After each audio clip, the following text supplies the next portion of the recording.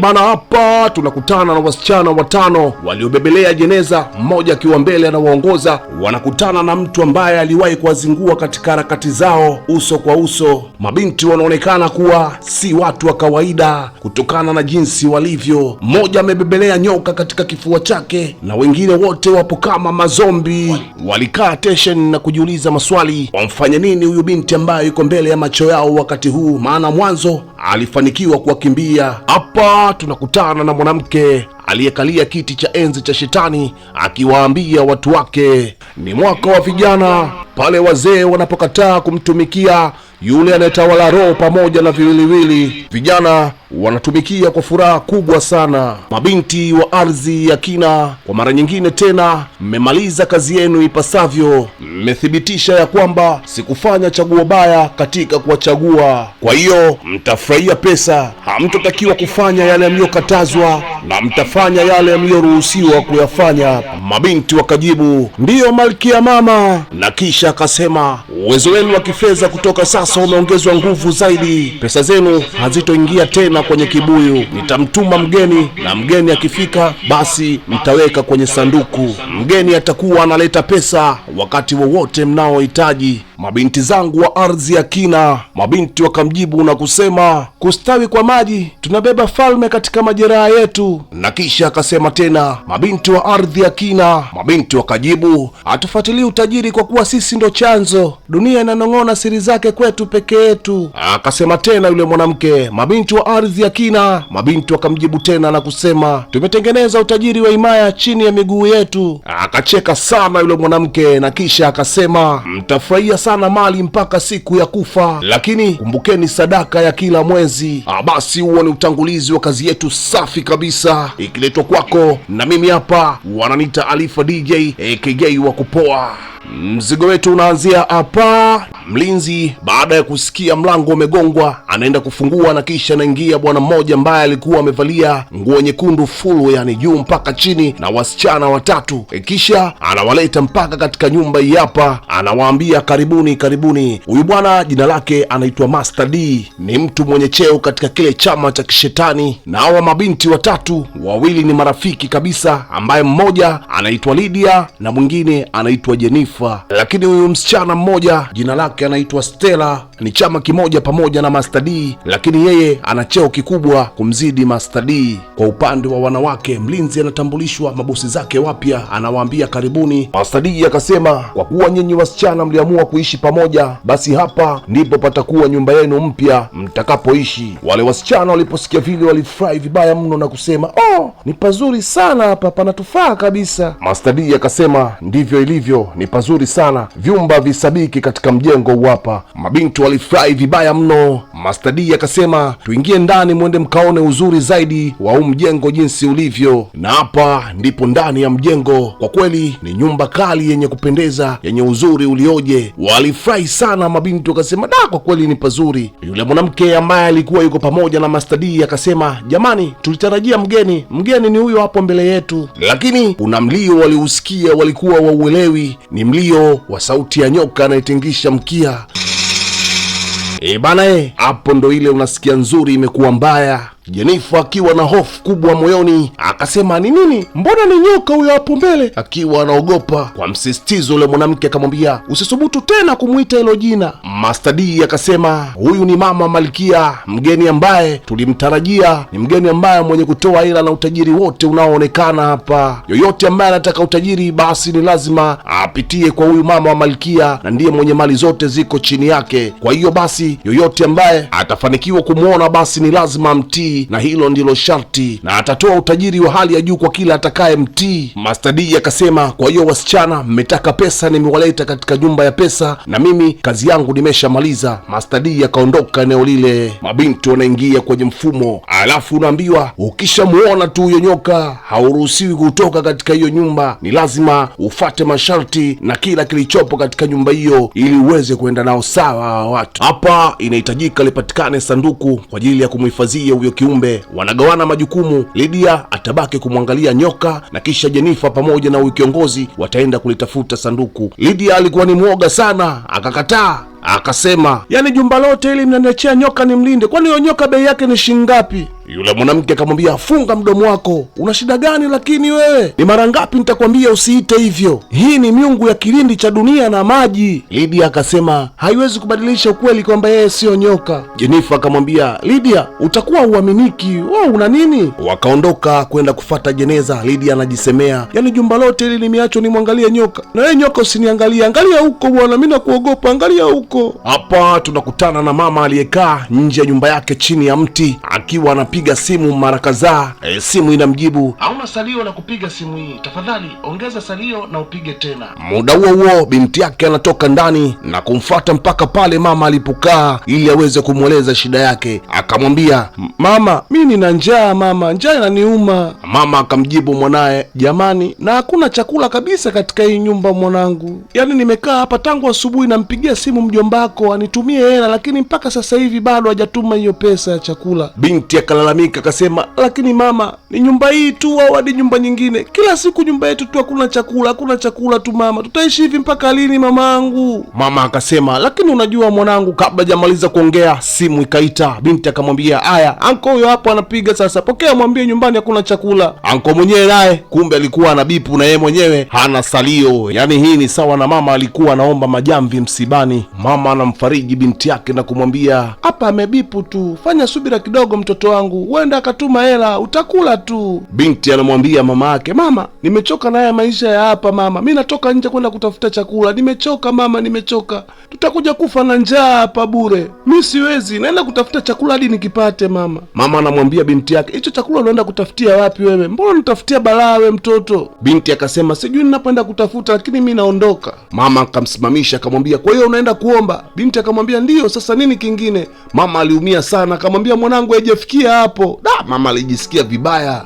Aliendelea kusononeka na moyo wake, akilia na Mungu wake. Anaiona hatari inayokaribia kutokea katika maisha ya binti yake. Itakuwaje kama binti yake akikutana na dura cha upwiru? Ni lazima ichapwe. Aise, mama alihuzunika vibaya mno. Hapa ni katika maisha ya mtaa. Tunakutana na binti aliyekataa kazi ya kudanga, akitafuta riziki ya halali. Kichwani amebeba beseni, akiuza maji ya kandoro ili mradi mkono uweze kwenda kinywani. Ni mwanamke wa nguvu kabisa.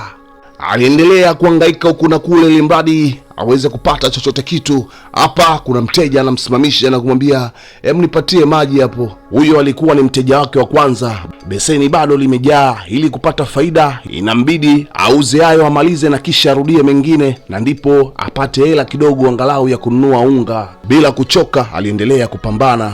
Wale mabinti watatu walioenda kutafuta jeneza walifanikiwa kulipata, na sasa nyoka anataka ekwe. Lydia ni mwoga, alikimbia baada ya kumuona nyoka yule. Basi yule nyoka akaekwa ndani ya lile jeneza, nia na madhumuni aweze kutoa kibunda. Yule dada kiongozi anachukizwa na uoga wa Lydia, anamkata jicho la hasira. Lydia kwa uoga anauliza, kwa hiyo madam, huyu atakana sisi kwenye ile jeneza? Madam anamwambia, Lydia, najua ni kosa langu mimi kukuamini wewe. Yaani wewe ni mtu wa kuongea tu vitu ambavyo havieleweki. Yaani wewe unataka pesa, unataka kutumia pesa, lakini hutaki kufanya kile kinachohitajika ili upate pesa. Huyu hawezi kukuletea shida yoyote ile, unaogopa tu. Jennifer akaongezea na kumwambia, utajisikiaje kama kesho asubuhi ukiamka ukikuta mamilioni ya pesa katika ile jeneza? Si utajisikia vizuri? Lydia akasema, nitajisikia vizuri ndio. Namaanisha nani asiyopenda pesa? Yule dada kiongozi akasema, mnajua nini, hatutotakiwa kuwepo mundani mpaka kesho ndo tuje tuchukue pesa. Jennifer akasema, sisi ni mabinti wakuu wa kilindi cha dunia na tutafanya chochote kinachohitajika kupata pesa hizi. Yule dada kiongozi akasema, hiyo ni kwa sababu umaskini sio mtindo wa maisha. Lydia akasema, sawa, nakubaliana na nyinyi. Na ndipo wakalifunga lile jeneza na kuondoka eneo lile mpaka wakati mwingine watakapokuja kuangalia matokeo. Hapa tunakutana na binti ambaye alienda kutafuta kazi bila kumwaga shangazi yake. Anarudi nyumbani anakuta mabegi yametolewa nje, basi akaamua kuja moja kwa moja mpaka dukani kwa shangazi yake. Binti anamsalimia shangazi yake, habari za leo shangazi. Shangazi anamwambia, nini kilichokupata?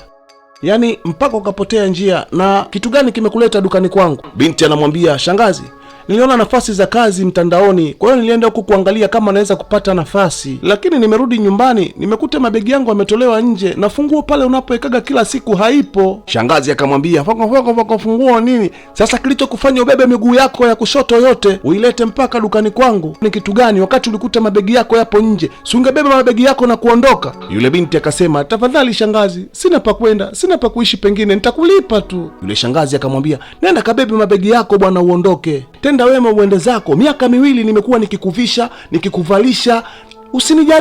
Usinijaribu bwana. Kachukua mabegi yako uondoke. Mimi sina cha kukusaidia tena. Niache niishi maisha yangu, nimenawa mikono, nimeshindwa. Kabebe begi uondoke. Wewe ni mkubwa vya kutosha sasa. Binti anasema, tafadhali shangazi, niruhusu nibaki. Nitafanya kila unachokitaka shangazi yangu. Lakini shangazi hakumsikiliza, aliweka sura ya ukauzu na kisha akamwacha pale pale. Yule binti akaendelea kupiga magoti na kuomba bila matumaini yoyote. Hapa tunarudi kwa yule mama ambaye binti yake alimwaga ya kwamba anaondoka kwenda kutafuta chakula. Yule binti jina lake anaitwa Foma, na ndio huyo anarudi akiwa amebeba kipaseli mkononi, anakuja nacho mpaka kwa mama pale alipokuwa amekaa. Mama anauliza, hiki nini? Binti anamwambia, hiki ni chakula. Mama akasema, ni chakula gani? Na umepata wapi chakula? Nakuuliza, umetoa wapi hiki chakula? Binti akamjibu mama yake, mama, hiki chakula kuna mtu amenunulia. Nilimdanganya ya kwamba nimefukuzwa na wazazi wangu walionilea na wamenipiga, wameninyima chakula, sijala, njaa inaniuma, ndipo akanunulia chakula. Ni hivyo tu, sijadanganya vingine mama. Kweli tena? Mama aliumia akamwambia, sasa si bora tu ungeomba kuliko useme una wazazi wakati mzazi wako nipo, Binti akamwambia mama yake, lakini mama alikwambia kama nina njaa na ukufanya lolote mama. Mama akamwambia, nani alikwambia kama nisingeweza kufanya lolote? Mama yuko tayari asile mwanae apate chakula, lakini kwa hicho unachokifanya unanizalilisha binti yangu. Hivi unajua ni kiasi gani nimekuwa nikihangaika ili tupate chakula humu ndani? Tatizo lako binti yangu, huwezi kujishikilia, hauna subira kabisa. We mtoto damu ya nani? Lakini kwani hujakula tangu lini mpaka uende ukaombe chakula? Tena Mungu aniepushie mbali kabisa nisile hiki chakula. Tangu baba yako afariki nimekuwa nikikutunza mwanangu, lakini kwa nini unanifanya nionekane mjinga binti yangu? Mama aliongea maneno ya uchungu kutoka katika uvungu wa moyo wake. Binti akasema, samahani mama. Mama akamwambia, sasa hivi ndo unajuta ghafla, lakini mimi sitaki kula iko chakula. Wewe unataka kula iko chakula cha baharini, kula iko chakula. Mimi sitokula kamwe. Binti anamwambia, basi mama kula, chukua kijiko chako basi mama tatule. Mama msimamo wake ni ule ule, hawezi kula chakula ambacho hajui kimetoka wapi, na ndipo anainuka na kuondoka pale. Hapa ni nyumbani kwa kina Rozi. Rozi ni yule binti ambaye tulimuona akiuza maji ya kandoro, na huyo aliyokaa hapo ni baba yake mzazi. Mzee alishindwa kuingia ndani kutokana Rozi ndio aliondoka na funguo, lakini muda si muda Rozi naye anaingia nyumbani, anamkuta baba, anamwambia, habari za mchana baba. Umerudi? Baba anamwambia, habari za mchana ni nzuri binti yangu, nimerudi muda si mrefu hapa. Lakini wewe unatoka wapi saizi na unafanya nini na hilo beseni? Usiniambia unaendelea Rozi. Binti akamwambia, baba, ndio nilienda, lakini nilienda kwa malengo baba. Baba akasema, Rozi, ni mara ngapi nimekwambia uache kuuza maji binti yangu? Binti akasema, baba, siwezi kuacha, nahitaji nikusaidie baba yangu. Baba anamwambia, Rozi, usigeuke kuwa mtoto mkaidi sawa, lakini mimi sihitaji unisaidie Rozi. Mimi ni baba yako na nina wajibu wa kukupa kila unachohitaji binti yangu. Binti akasema, ni wajibu wako baba kunitunza na unajaribu kufanya hivyo, lakini baba, naenda chuo mwaka ujao, unayo ada yangu na kila kitu cha kulipa, una kodi ya kulipa na chakula cha kununua, biashara yako ya ufundi gereji hauna kazi kwa sasa, ngoja nikusaidie baba. Baba akasema, njoo hapa. Akamkumbatia binti yake na kisha akamwambia, asante kwa ufahamu wako, nashukuru kwa hilo binti yangu, lakini kuwa makini, kuuza maji ni biashara hatari sana barabarani, naogopa kuweka maisha yako hatarini kwa ajili ya kumsaidia baba. Binti akasema, baba, hata usijali, sijihatarishi, na kuwa makini sana, hata siingii katikati ya magari kwenye foleni. Baba akasema, sawa, lakini jitahidi sana, kama utafanya hiyo biashara kwa siku yasizidi masaa 2 au 3, huo umesharudi nyumbani. Binti akasema, lakini baba, hayo masaa ni machache sana, sidhani kama naweza nikawa nimemaliza mzigo baba. Sawa, lakini itabidi niende na hali ilivyo, kama nitakuwa nimemaliza kwa huo muda nitarudi. Baba akasema, basi sawa bibie, fungua mlango tuingie ndani. Binti akasema, samahani baba, nimepoteza ufunguo wako, sikujua kama ungerudi mapema, nilikuwa bado naendelea kuutafuta. Baba akasema, hiyo ni sawa, tutalala nje, haina shida. Mtazamaji wangu, huu ni kama ufunguzi wa washiriki wote katika movie hii hapa, yani maisha yao ya sasa, jinsi wanavyoishi na maisha ya baadaye, jinsi watakavyoishi. Kwa hiyo basi usiache kusubscribe, kulike na kukomenti, na kuletea sehemu ya pili hivi karibuni. Ni kali kuliko sehemu ya kwanza kwa sababu tunatoka hatua moja kwenda hatua nyingine. Kwa maoni na ushauri, dondosha kwenye comment pale. Asante.